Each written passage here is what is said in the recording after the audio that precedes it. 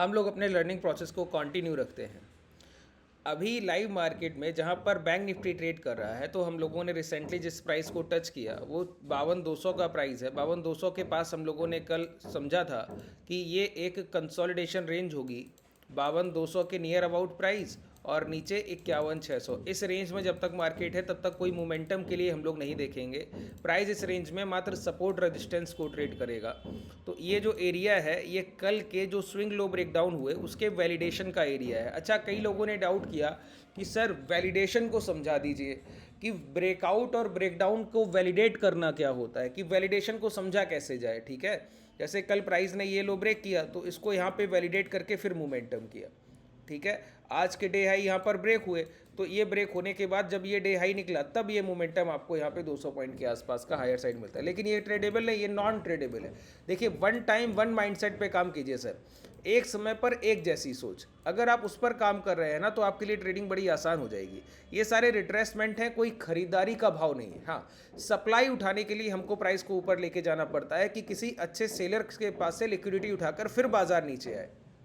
ठीक है, जैसी बाजार ने मॉर्निंग से 2 बार कोशिश की। एक तो डे हाई के पास से पहले कोशिश किया, जो हम लोगों ने लगातार करंट सेटअप्स में शाम के सेशन में सीख रहे हैं कि प्राइस अपने डे हाई पहले 5 मिनट की कैंडल के हाई से पास से सप्लाई उठाता है। तो 941 को टच किया, जो पहला लो लगाया 776। लेकिन ये इतनी बड़ी बिकवाली नहीं थी कि प्राइस के लो ब्रेक करा पाए, क्योंकि शार्प मोमेंटम हमको तभी मिलता है जब प्राइस के डे लो ब्रेक होते हैं। प्राइस ने दोबारा कोशिश किया, थोड़ा ऊपर से सप्लाई उठाई, वहां से भी इतनी बड़ी सेलिंग नहीं मिली, फिर उसी डिमांड से प्राइस को ऊपर लेकर जा रहे हैं। ठीक है, तो ये डिमांड नहीं है, ये प्राइस में लिक्विडिटी ग्रैब करने का तरीका है कि किसी हायर प्राइस से सेलिंग को उठाया जाए फिर निचले स्तर पर आया जाए। ठीक है, तो प्राइस को एवरेज करने का, इसको आप एक सिंपल मैथमेटिकल कैलकुलेशन से भी समझ सकते हैं। अगर कोई मार्केट या कोई इंडेक्स या कोई इक्विटी किसी सेशन में 2 या 3% या 4% गिर गया, तो अगले सेशन में 1 से 1.5% ऊपर आकर क्या करेंगे, लिक्विडिटी उठाएंगे, फिर दोबारा नीचे गिरेंगे। जैसे अभी रिसेंटली अगर मैं आपको एग्जाम्पल दूं ऐसे किसी एक इक्विटी का, तो आप IX का एग्जाम्पल ले सकते हैं।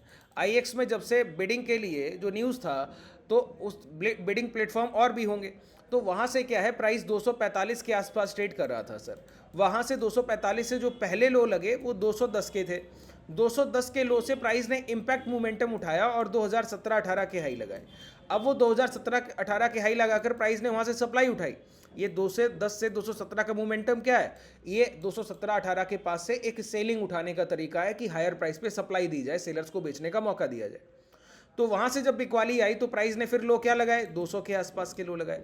अब प्राइस क्या कर रहा है, 211 212 जाता है, वहां से सप्लाई उठाता है, फिर ट्रेड करता है 205 206 207, फिर दोबारा 210 11 12 जाता है, फिर ट्रेड करता है 205 206 207। तो अब इसका जो बॉटम रेंज है वो 200 से लेके 207 की रेंज का एक बॉटम लगेगा सर, अगर IX की बात की जाए। पहले हम लोगों ने 140 की खरीदारी की थी, अब 200 से लेके 207 की रेंज का एक बॉटम लगेगा। इस रेंज के कंसोलिडेशन के बाद प्राइस निकलेगा, फिर जब 245 के हाई ब्रेक होंगे तब मोमेंटम शिफ्ट होकर हायर साइड होगा। इस तरीके से प्राइस एक वीक प्राइस, अभी जैसे प्राइस 200 तक गिर के आया तो 211 से बार बार रिजेक्शन लेके वीक होगा। तो वन टाइम में अगर मोमेंटम कर जाए तो समझिए ट्रैप कर रहा है, अगर पहली बार में ही पूरा मोमेंटम कर जाए तो ट्रैप कर रहा है। जैसे ये अभी इंडेक्स है बैंक निफ्टी, अगर ये अभी 52,200 के पास ट्रेड कर रहा है, इसके स्विंग हाइस क्या लगे हुए, ये लगे हुए, ये इसका सप्लाई एरिया है, इसका नेचर एरिया है कि हाँ अब ये प्राइस क्या करे, यहाँ से चल के 53,000 पहुंच जाए, तो समझिए ट्रैप कर रहा है लॉन्ग साइड। ये दोबारा गिर के फिर आपको 52,000 51,800 के लो दिखा देगा कंफर्मेशन के साथ। ठीक है, नहीं तो इसी रेंज के पास से सप्लाई आना चाहिए, और इस रेंज के पास सप्लाई आने का सिंपल एक तरीका, रिजेक्शन फ्रॉम सेलर साइड की कैंडल्स, जैसे अभी आप ये देख रहे हैं अपर विक के फॉर्मेशन, लाइव मार्केट है सर ये। जैसे ये एक इनसाइड कैंडल है, इस इनसाइड कैंडल के ऊपर अभी क्लोजिंग नहीं हुआ, एक सिंगल कैंडल इस लो को नीचे ट्रिगर करे, आप देखेंगे इंपैक्ट मोमेंटम आपको पहली बार में 50 100 150 पॉइंट इंडेक्स में स्पॉट प्राइस में देके चला जाएगा। लास्ट स्विंग लो पे काम कीजिए, चीजें बड़ी आसान हो जाती है। ठीक है, तो लगभग कॉन्सेप्ट क्लियर होगा जो मैंने अभी आपको बताया। अब हम लोग आगे बढ़ते हैं और चीज़ों को डिस्कस करते हैं। ठीक है, आप लोगों ने बताया कि ब्रेकआउट और ब्रेकडाउन वैलिडेशन के कंडीशन क्या होंगे, उसको एक बार बताइए, ब्रेकआउट और ब्रेकडाउन वैलिडेशन। तो चलिए हम लोग हायर टाइम फ्रेम पे चलते हैं और समझने की कोशिश करते हैं कि ब्रेकआउट और ब्रेकडाउन को कैसे पकड़ा जाए, जिसमें आपको कभी भी एक ब्रेकआउट के बाद कोई गलत ट्रेड एग्जीक्यूट ना हो, ना ही एक ब्रेकडाउन के बाद कोई गलत ट्रेड एग्जीक्यूशन हो। दोनों पॉइंट्स को एक साथ समझने की कोशिश करते हैं। सबसे पहले अभी रिसेंट मार्केट का जो ट्रेंड है वो लोअर लोज का फॉर्मेशन। ठीक है, तो लोअर लोज के फॉर्मेशन में होता क्या है, एक इंपैक्ट लो बनने के बाद प्राइस एक बार गिरा, ऊपर गया, ऊपर गिरने के बाद जब ये लो ब्रेक करेगा आके ना यहाँ पे इस तरीके से ये लो ब्रेक करेगा, तो आप लोग क्या करते हैं, इस लो के यहाँ पे ब्रेकडाउन होते ही शॉर्ट करते हैं, जो कि नहीं करना है। पहला पुलबैक टेस्ट होता है कि ये बायर जिन्होंने पिछली खरीदारी की ये कितने स्ट्रांग है, ठीक है। ये पहले समझ लीजिए, पहला पुलबैक किस बात का साइन है कि प्राइस में अगर आप किसी बायर को काटने की कोशिश करें तो वो कितने स्ट्रांग है। ये कैसे समझा जाए, एक सिंपल एग्जांपल से समझिए सर। अगर आपके घर में आप रहते हैं और आपके परिवार के 4 सदस्य और रहते हैं सर, ठीक है, 4 लोग रहते हैं, और आपके पड़ोसी से आपकी कोई दुश्मनी चल रही है, ठीक है, लेकिन आप बहुत शांतिपूर्वक इंसान हैं, कभी कोई गलत काम नहीं करते, तो आप तब तक कुछ प्रक्रिया नहीं करेंगे, कुछ भी उन पे रिस्पॉन्स नहीं देंगे जब तक आप पर वो कोई गलत काम ना कर दे, आप पर कोई अटैक ना कर दे। अब आप तो उनके पीछे कभी नहीं जा रहे, लेकिन वो कल को आपके घर में घुसकर ही आ जाए, तो ये तो अब पता लगेगा ना कि आपकी क्षमता क्या है, आपकी एबिलिटी क्या है। हो सकता है आप उनसे ज़्यादा स्ट्रांग हो, बस आप रिएक्ट पहले नहीं कर रहे थे। वही बात है, अगर बायर का एक रेंज है, अगर आखिरी खरीदारी बायर ने अभी 100 रुपए पे की थी, तो अब वो काल्मनेस के साथ खरीदारी कर रहा है और आप उसको छेड़ने आ गए, आपने 105 पे सप्लाई किया, उसके 100 रुपए के बाइंग प्राइस को ब्रेक कर दिया। अब पता लगेगा ना कि बायर कितना एग्रेसिव है, प्राइस को रोक पा रहा है कि नहीं रोक पा रहा है।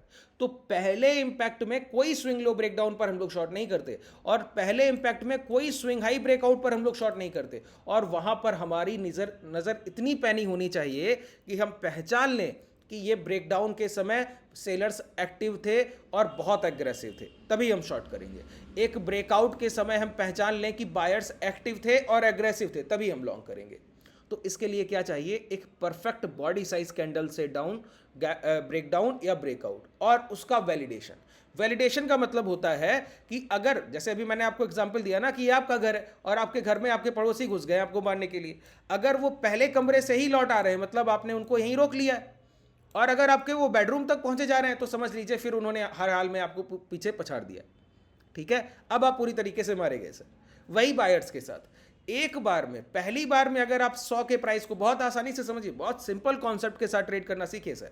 एक बार में, पहली बार में जब आप ब्रेकडाउन करेंगे किसी प्राइस को, तो उसके रिटेस्ट के टाइम पे प्राइस रिटेस्ट करेगा, ठीक है, ऊपर आएगा। अगर वो अंदर आ गया मतलब बायर्स ने रोक लिया, और अगर वो अंदर आने से पहले या अंदर आने के बाद भी प्राइस दोबारा इस लो को ब्रेक करेगा, तो समझिए वैलिड कर गया कि पिछली बार जितना सेलर ने बेचा, बायर्स उसके बाद खरीदारी तो कर रहे थे लेकिन रोक नहीं पाए प्राइस को सर। उसके बाद क्या हुआ, डाउनफॉल, गिर गया प्राइस। सिंपल, आसान हो गया। चलिए एग्जाम्पल से समझते हैं, बिल्कुल सिंप्लिसिटी के साथ समझिए। देखिए अब हम लोग लाइव सेशंस में कल के 1-1:30 बजे के सेशन में हम लोग जो कॉन्सेप्ट डिस्कस करेंगे ना, वो कॉन्सेप्ट आप लोगों के लिए बहुत ज़रूरी है। अब हम लोग स्कैल्पिंग सीरीज की शुरुआत करने जा रहे हैं। एक हमारा बहुत परफेक्शन का सेटअप है जिसको हम लोग पिछले 5 से 6 साल से हमारे ट्रेडर्स लगातार ट्रेड करते हैं। फर्स्ट टाइम मैं आपको बताऊंगा कि वो स्कैल्पिंग का सेटअप आप कैसे ट्रेड करेंगे इंट्राडे में। देखिए मोमेंटम कोई भी हो, अभी मैं आपको बोलता हूँ ना, वन टाइम वन माइंडसेट, ये किस लिए बोलना पड़ रहा है आपको, ये सिर्फ इस कारण से बोलना पड़ रहा है क्योंकि अभी आप लोगों का प्राइस पर जो स्किल है वो बहुत शार्प नहीं है। इस वजह से आपको मैं बोलता हूँ कि एक समय पर एक जैसा मोमेंटम के लिए ट्रेड कीजिए। लेकिन जो एक अच्छा ट्रेडर है ना, वो पहचानता है। जैसे आज का मार्केट अगर आप देखें तो एक ओवरसोल्ड मार्केट है। ओवरसोल्ड मतलब बहुत गिरावट हो गई, तो ऐसा नहीं कि गिरावट और नहीं होगी, लेकिन पहले प्राइस खुद को एवरेज करेगा। वो एवरेज करने के टाइम पे क्या होता है, पुल बैक लेता है प्राइस बार बार। जैसे आज प्राइस ने पहला पुल बैक लिया, दूसरी बार, 2 बार सेलर को टेस्ट किया, सेलर उतनी बिकवाली नहीं कर पाए, फिर प्राइस क्या किया, और ऊपर से सप्लाई उठाने, अब ये लो ब्रेक किया तो अब थोड़ा सा नीचे आया। तो आप इन चीज़ों को जब समझेंगे ना कि एक सेलर पुल बैक या बायर पुल बैक कैसे, इसको भी ट्रेड कर लीजिए कि प्राइस का मोमेंटम तो डाउन साइड है लेकिन इस मोमेंटम को भी आप ट्रेड कर पाइए। ये जब आप में क्षमता आ जाए, ये जब आप में एबिलिटी आ जाए, तो आप समझिए तब आप अच्छा काम कर रहे हैं सर, ठीक है। तो उसके लिए हम लोग स्कैल्पिंग की सीरीज़ की शुरुआत करने वाले हैं।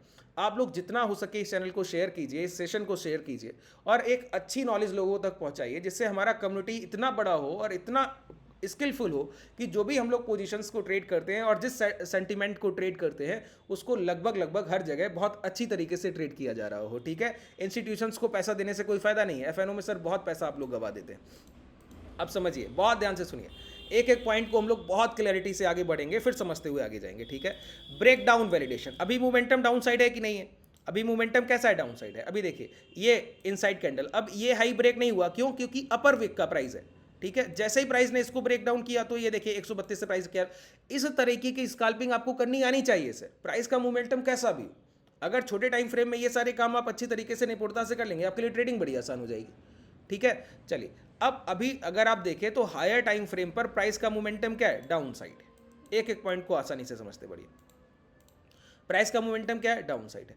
अब ये डाउन साइड के मोमेंटम में हमको क्या चाहिए होता है, ब्रेक डाउन वैलिडेशन, कि प्राइस जितनी बार आए तो ब्रेकडाउन को वैलिडेट करते हुए आगे बढ़े, कि प्राइस ने ब्रेकडाउन किया तो वैलिडेशन तो कीजिए, बताइए तो कि ब्रेकडाउन कर दिया है, तो मैं कुछ करूंगा सर, नहीं तो कैसे करूंगा, ठीक है, वही बात है। तो ब्रेकडाउन का मतलब हुआ कि अगर ये एक लो लगे हुए हैं पहले से प्राइस में, ये एक लो लगे हुए हैं और प्राइस एक बार यहाँ से आकर ऊपर गया था, अब ये लो ब्रेक हो गए, तो प्राइस एक बार में जहाँ तक ब्रेकडाउन के बाद चलकर आता है तो दोबारा उसी पहले इंपैक्ट लो को जब ब्रेक करेगा तो समझ लीजिए मोमेंटम की शुरुआत हो गई है, अब शॉर्ट्स की पोजीशन आप ट्रेड करेंगे। सिंपल हो गया, आसानी से समझ में आया।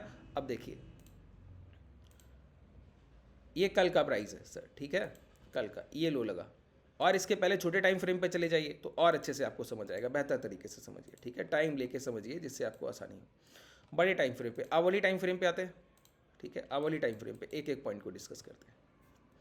प्राइस ने क्या किया, सबसे पहले सपोर्ट एरिया को मार्क कीजिए, जितने सपोर्ट एरिया है, पहला सपोर्ट एरिया ये, दूसरा सपोर्ट एरिया ये, ठीक है, ये दो सपोर्ट है, ये क्या है, सपोर्ट है आपके लिए सर, ठीक है, ये दोनों सपोर्ट है। प्राइस यहाँ पे कंसोलिडेट करके गैप अप करके यहाँ से चल कर गया था, प्राइस यहाँ पे कंसोलिडेट करके यहाँ से चलकर मोमेंटम करके हायर साइड गया था, ठीक है, तो एक पहला सपोर्ट एरिया, दूसरा सपोर्ट एरिया।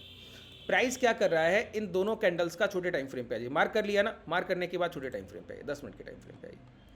प्राइस ने क्या किया, इनको डायरेक्टली ब्रेक डाउन किया और गैप डाउन से ब्रेक डाउन किया, तो अब पहला इस सपोर्ट एरिया के नीचे पहली बार बायर्स को यहाँ पे टेस्ट किया गया कि आप कितनी बड़ी खरीदारी कर पाएंगे। बायर्स ने कोशिश की सर, पहली कैंडल में खरीदारी करने की कोशिश की और यहाँ पे अगर आप देखें 52,800 की प्राइस को कहाँ पहुँचा दिया, 251। अब यही लिक्विडिटी रेंज थी, यही सेलर का सप्लाई एरिया था, ठीक है, यही सेलर का सप्लाई एरिया था, तो सबसे बड़ी सप्लाई ये 400 पॉइंट ऊपर से उठाई और दोबारा आके नीचे इसी को टेस्ट किया।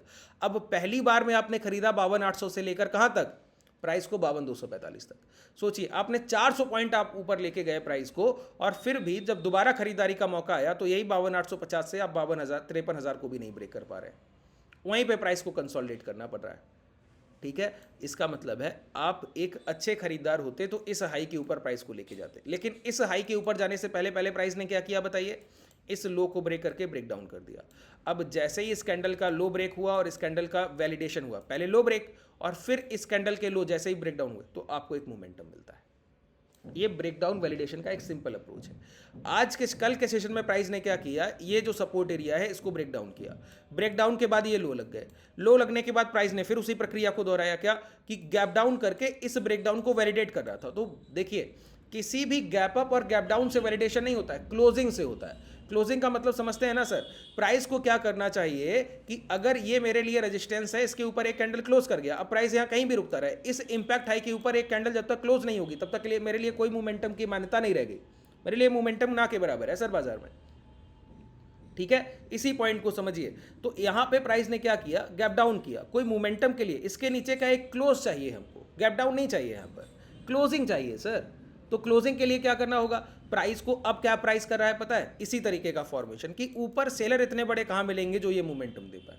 तो बस वो सेलर की खोज में प्राइस क्या कर रहा है, लिक्विडिटी को उठाने जा रहा है कि बड़े सेलर की एक क्वांटिटी उठा के आ जाए और वो इतना बड़ा ब्लॉक ऑर्डर रेंज हो कि प्राइस को दोबारा इसको ब्रेक कराने के लिए एक बार एक कैंडल अगर इसके नीचे क्लोज करेगी। तो आज के लो क्या है बताइए, 51,657। कल के सेशन में हमने डिस्कस क्या किया, 51,600 से लेकर 52,200 का रेंज। अभी प्राइस ने हाई क्या लगा दिए, 52,220 के पास, क्यों, यही कल का इंपैक्ट लो था। प्राइस अभी ट्रेड कहां कर रहा है, 52,070 के पास, ठीक है। अब जब तक एक इंपैक्ट कैंडल, ये जब तक स्विंग लो ब्रेक नहीं होगा तब तक बड़ी गिरावट नहीं होगी, छोटी छोटी हो सकती, और जब ये ब्रेक डाउन हो जाएगा 51,650 51,600 का प्राइस, तब आप देखेंगे इस तरीके का दूसरा मोमेंटम। और जब तक प्राइस ये मोमेंटम नहीं कर रहा है तो ये ब्रेकडाउन वैलिडेशन, जिन लोगों ने इस सपोर्ट के ब्रेकडाउन के बाद यहीं शॉर्ट कर दिया वो सारे परेशान हैं। क्यों, क्योंकि उन्होंने वैलिडेशन का वेट नहीं किया। अगर वो एक बार प्राइस के ब्रेक होने के बाद जब दोबारा प्राइस उसके नीचे आता है, जो इंपैक्ट लो लगता है, तब जो ट्रेडर शॉर्ट करता है वहां पर आपके गलत होने की संभावना ना के बराबर, ठीक है। और पहले इंपैक्ट में जब आप शॉर्ट करेंगे, आप समझिए 80% टाइम आप वहां पर अपना एसएल देके जाएंगे, ट्रेंड आपने कितना भी अच्छा क्यों ना पकड़ाओ, ठीक है, चलिए लगभग चीज़ें मुझे उम्मीद है आप लोगों को क्लियर होंगी। अगर कुछ इस सेशन में डाउट रह गया, अभी हम लोग ब्रेकआउट और ब्रेकडाउन का मैंने आपको एक बेस बता दिया, इसके 3 से 4 सेशन मैं करूंगा इस वीक, ठीक है, नेक्स्ट वीक तक कंप्लीट करूंगा पूरे सेटअप को। तो आपको कोई भी डाउट इस सेशन में हो उसको कमेंट सेक्शन में बताइएगा, तो कल के सेशन को जब मैं करूंगा तो वहां पर मैं आपको बताऊंगा कि क्या आपके डाउट जो है उनको कैसे दूर किया जाए, और आपके सारे डाउट्स को मेंशन करूंगा, ठीक है। कोई भी डाउट हो तो कमेंट सेक्शन में बताइएगा। अगर आप हमसे जुड़ना चाहें तो डिस्क्रिप्शन में टेलीग्राम और व्हाट्सएप कम्युनिटी का लिंक है। धन्यवाद।